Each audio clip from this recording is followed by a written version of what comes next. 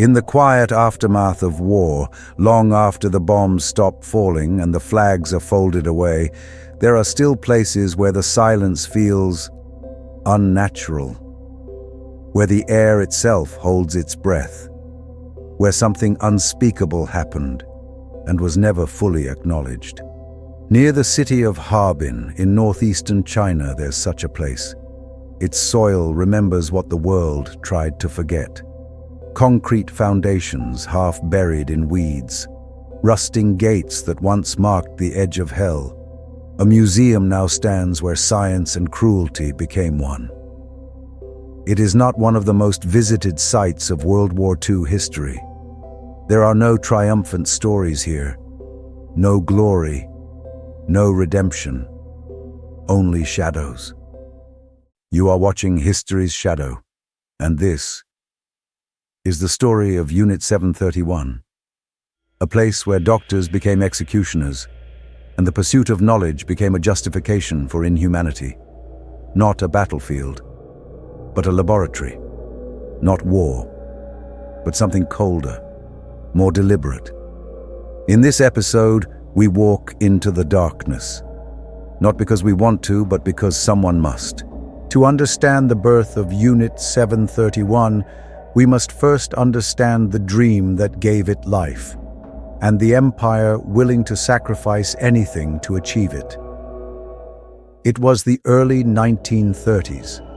Japan stood at a crossroads, industrialized, militarized, and hungry for more. The world's great powers were reeling from the Great Depression, but Japan saw an opportunity. In 1931, without warning or international approval, Japanese forces staged an explosion on a railway in Manchuria and blamed Chinese saboteurs. It was a false flag, designed to justify invasion. Within months, the Japanese Kwantung Army seized the territory and established a puppet state called Manchukuo. The League of Nations condemned the action. Japan walked out of the League, a signal to the world. It would not be restrained, and what followed would be nothing short of imperial conquest. But behind the military parades and propaganda films, something darker was forming in the shadows. One man, a brilliant and ambitious army surgeon named Shirō Ishii, saw the conquest of Manchuria not just as a military victory, but as a blank canvas. A place where he could build a new kind of weapon, one that required no gunpowder or steel, a weapon of microbes, of disease, of death without sound. With full support from Tokyo, Ishii proposed a research program cloaked in the name of public health, the Epidemic Prevention and Water Purification Department. It sounded benign, helpful even. But the truth would become one of the most horrifying chapters in modern history. Every atrocity has a mastermind. Shirō Ishii was not a madman in the traditional sense.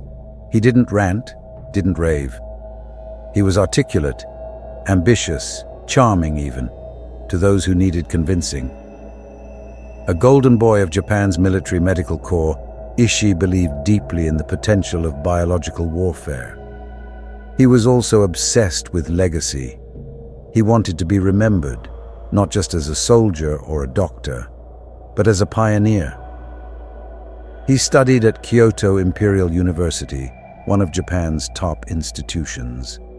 While other students dissected frogs, Ishii was studying pathogens, bacteria, viruses, and the science of infection. But he didn't just want to study disease. He wanted to weaponize it. To Ishii, microbes were the future of combat. Invisible, incurable, indiscriminate. He saw them as the ultimate equalizer, a way to strike terror into enemies without risking armies. And he wasn't alone. High-ranking officials in the Imperial Japanese Army saw in Ishii a useful tool. Brilliant, nationalistic, and willing to work in silence, they gave him funds, they gave him men, and most dangerously, they gave him freedom. In 1936, deep in the fields outside Harbin, construction began. A fortress disguised as a research facility. A labyrinth of brick and steel that would soon become a house of horrors. The name, Unit 731. To the public, it was a center for disease prevention. Inside, it was something else entirely. A place where morality and medicine were violently divorced. Where science was used not to heal, but to hurt. And at the heart of it stood Shirō Ishii, wearing the mask of a man of science, but hiding something far more sinister beneath. The complex rose slowly at first, brick by brick, wire by wire, nestled in the flatlands near Harbin. But its true architecture was hidden not in the walls, but in what it wasn't allowed to be seen. Spanning over 6 square kilometers, Unit 731 was more than a laboratory. It was a self-contained world of secrecy. Behind electrified fences and watchtowers, it housed everything necessary to wage a hidden war. Biological labs disguised as water research facilities, animal testing chambers soon adapted for humans, a prison block where no names were recorded, crematoria where evidence vanished into smoke, an airfield used not for escape, but deployment. To an outsider, it looked like any other military base. Inside, it was a carefully engineered nightmare. The staff, over 3,000 personnel at its peak, were selected not just for skill, but for loyalty. Many were young doctors, researchers, and soldiers, drawn in by nationalism or blinded by ambition. Some were true believers, others simply obeyed. And the prisoners? They arrived in silence. Chinese resistance fighters, civilians swept up during raids, Russian captives, political dissidents, even a handful of Allied POWs, their presence denied, their identities erased. The guards had a word for them. Maruta. It means log, as if they were just timber to be processed. A cruel euphemism. Because Unit 731 was seen as a lumber mill for human lives. Men, women, children. They were tagged, numbered, and sent into corridors with no return. No trials, no charges. Only experimentation in the name of science. But not pure science. This was not about discovery. This was about dominance. What could the human body endure? How far could infection spread? How quickly could a village be exterminated without firing a shot? In the offices of Unit 731, these weren't moral questions. They were data points. There is no gentle way to describe what happened inside Unit 731. No way to soften it. No way to explain it without standing at the edge of what human cruelty is capable of. This is where the story becomes difficult and necessary. Inside the operating rooms of Unit 731, vivisections were performed on living subjects, without anesthesia. Organs were removed, lungs dissected, limbs amputated, all while the victims remained conscious. Why? To observe the real-time effects of disease and trauma, subjects were deliberately infected with plague, anthrax, cholera, and typhoid.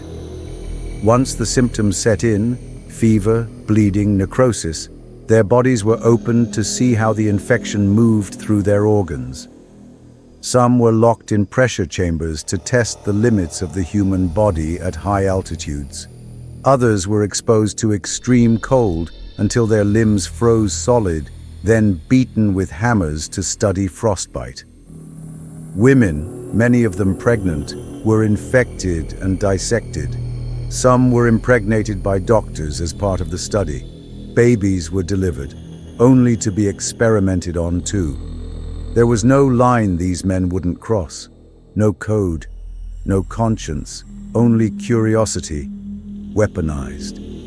What they learned, they documented. Temperature charts, blood samples, autopsy photos, Science, they claimed, but science built on screams. The prisoners, the logs, were not statistics. They were people with names, families, lives. And yet, in the cold calculus of Unit 731, they were disposable. Fuel for a war machine that fed on suffering. At history's shadow, we refuse to turn away. Because remembrance is resistance, and silence is complicity. If this part of the story moved you, even disturbed you, consider sharing it. Because while these voices were silenced, we can still speak for them. The atrocities within Unit 731's walls were only the beginning. Once the theories were tested in secret, they were unleashed upon the world. Shirō Ishii didn't just want data. He wanted results.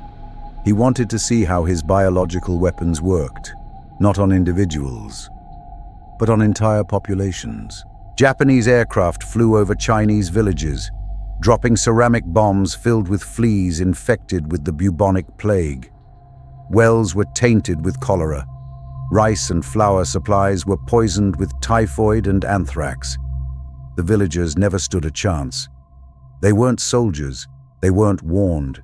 They were test subjects, unaware, unarmed, and utterly helpless. Entire towns were infected. Men, women, children, coughing, bleeding, dying within days. Hospitals overflowed, corpses piled up in streets. There was no medicine, no aid, only silence and death. And these weren't isolated incidents. They were systematic. Ishii's team carefully mapped infection zones, tracked spread rates, calculated mortality. Every outbreak was a data point.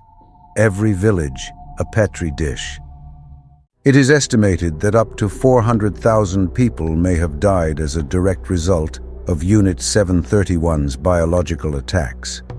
That's not war. That's genocide, by scientific means. And yet, the world barely noticed.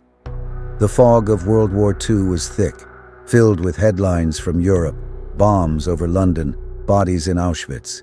And in the East, a different kind of horror was playing out, in silence. This is the part of history many never hear. The part buried under diplomacy, denial, and decades of silence. But here on History's Shadow, we pull back the veil, because the truth doesn't disappear just because it's ignored.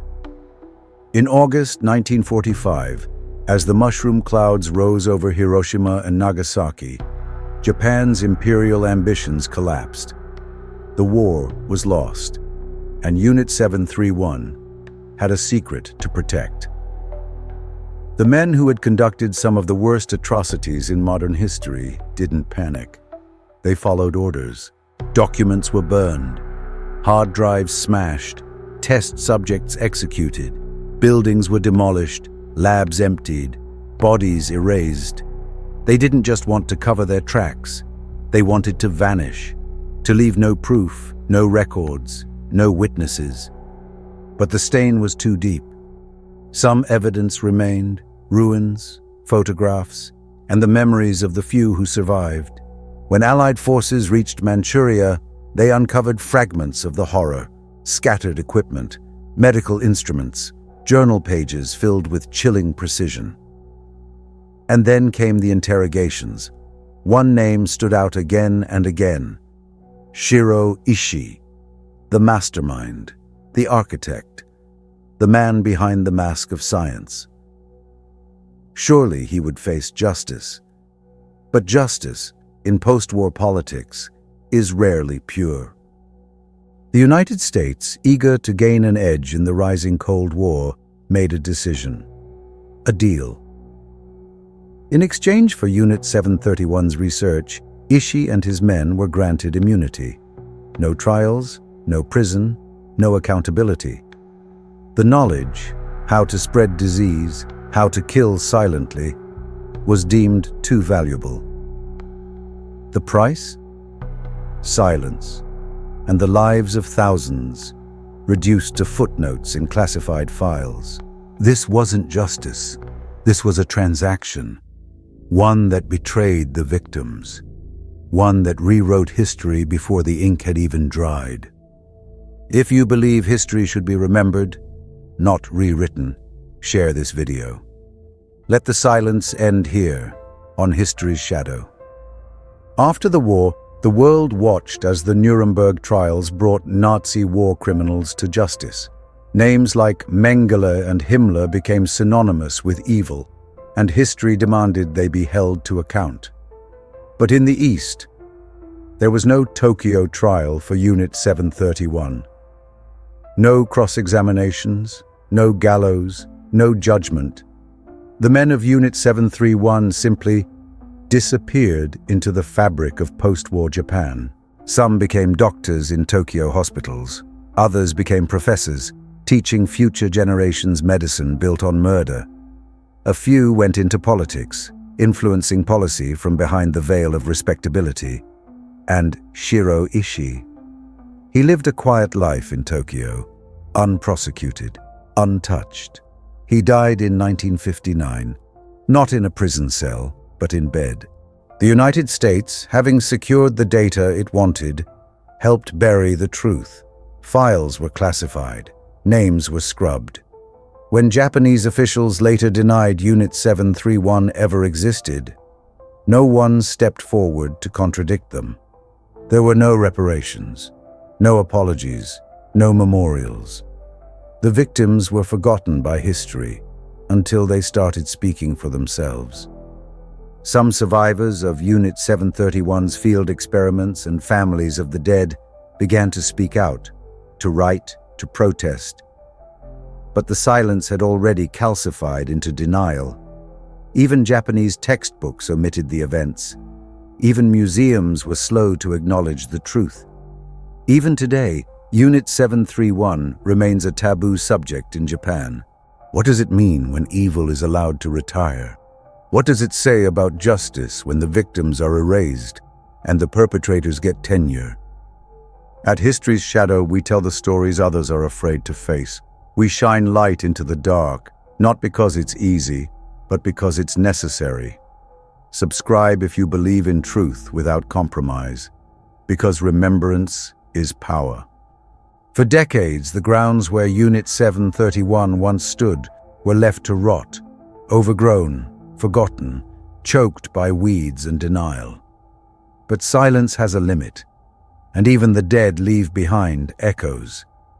In the 1980s, a few brave journalists and scholars began to pull at the threads. They tracked down former personnel. They interviewed aging villagers who remembered the outbreaks, the planes, the sickness, the disappearances. They found the shadows, and those shadows began to speak. In Harbin, China, what remained of the compound was uncovered. Foundations of vivisection chambers, trenches filled with discarded bones, charred remnants of research logs, some pages still legible. Each discovery was like a whisper from beneath the rubble. Not just evidence, but testimony. A child's shoe, a medical restraint, a name carved into a prison wall. The voices that had been silenced, the civilians, the soldiers, the test subjects, were now telling their story without words. In 2015, China opened the Unit 731 Museum on the ruins of the old complex. It stands not as a spectacle, but as a memorial. Dark, cold hallways lead visitors past surgical tools, rusting prison doors, glass cases holding jars once filled with infected organs. There are no dramatics, no embellishments, just the truth, brutal, stripped bare, undeniable. Every visitor walks through the same narrow corridors. Every eye meets the same photographs. Every step echoes with the same question. How did this happen? And perhaps more urgently, why did no one stop it? At History's Shadow, we walk those halls in every episode, not literally, but in purpose. We preserve the names. We amplify the whispers. We refuse to let the dust settle over the dead. Because history is not a collection of dates. It's a chorus of human choices, and their consequences. History isn't just what happened. It's what we choose to remember and what we choose to forget. And when it comes to Unit 731, forgetting was deliberate. For years, Japan's government deflected. Officials denied the extent of the atrocities. Some denied Unit 731's existence altogether. In classrooms, students never learned about it. In textbooks, it became a footnote or disappeared entirely. No trials, no reparations, no national apology. To acknowledge the past is to take responsibility. And for those in power, responsibility threatens reputation. But denial has consequences. Survivors, aging and fading, spent decades fighting for recognition. Chinese families still suffer the scars of poisoned wells, lost generations, inherited trauma. Scholars demanding openness faced backlash and censorship. And yet, every year, new evidence surfaces. A photograph tucked in an attic, a journal found in a soldier's estate sale, a survivor finally willing to speak. The truth, no matter how long buried, refuses to die quietly. There are still people today who argue that Unit 731 was justified, that it was a wartime necessity, that it saved lives by advancing science. But that's not memory. That's propaganda. Memory without truth is hollow. Denial dressed as patriotism is still a lie. When nations refuse to face their darkest moments, they risk repeating them. Silence becomes permission. Erasure becomes complicity. In Harbin, the wind still moves through the ruins of Unit 731. The concrete is cracked, the metal rusted, but the silence, it speaks louder than ever. This place, once built to erase humanity, now stands to preserve it. Walk through the corridors of the museum, and you'll find no spectacle, no sensationalism, just the raw evidence of cruelty, and the names of those it consumed. Names without graves, lives without markers, stories nearly lost to time, but not anymore. The men of Unit 731 are gone, but their legacy remains, not in honor but in warning. They remind us of what happens when science loses its soul, when nationalism poisons morality, when human beings are reduced to data points, to logs, to objects. They remind us that the worst crimes don't require monsters, only men with power, and the silence of those who know better. This was episode 1 of History's Shadow. You've just heard the story of Unit 731, Japan's buried truth. If it moved you, if it unsettled you, if it opened your eyes, then don't let it stop here. Hit that like button, share this episode, and subscribe. Because the more we shed light on the dark, the fewer shadows are left to hide in. And we have many more shadows to explore. From covert CIA experiments to forgotten genocides, from state secrets to erased resistance movements, history's shadow is where the truth comes with scars. I'm your narrator, and I'll be here in the shadows, waiting for you. Until next time, stay curious, stay critical, and remember, the shadows hold the truth.